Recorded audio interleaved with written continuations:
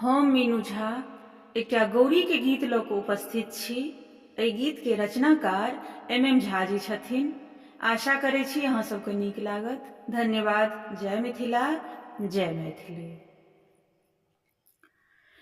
गौरी पूजू, गौरी पूजू, सिया सुकुमारी है। गौरी पूजू, गौरी पूजू, सिया सुकुमारी है। फूलक डाली लेने, फूलक डाली लेने, मालिन बेटी ठाढ़ है। फूलक डाली लेने, मालिन बेटी ठाढ़ है। फूलक डाली लेने,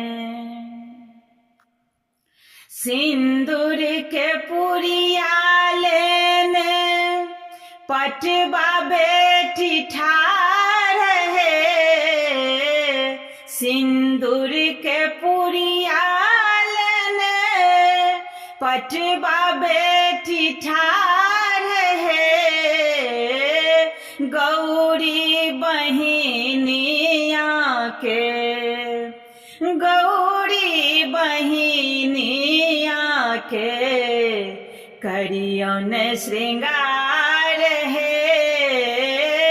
गौरी बहिनिया के, करियौन श्रृंगार है।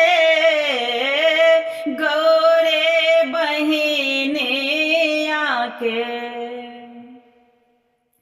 रंग रंग मधुर लेने, हलुआ बेटी ठाढ़ है।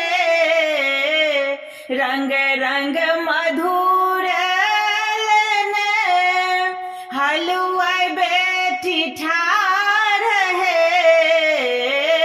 भोग लगबियन गौरी के, भोग लगबियन गौरी के, भरती भंडार है।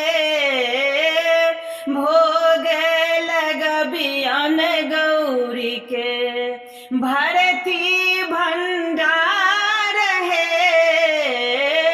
भोग लगबियन गौरी के, गौरी पूजी वर मांगो, जोड़ू दोनों हाथ है। गौरी पूजू वर मांगो, जोड़ू दोनों हाथ है।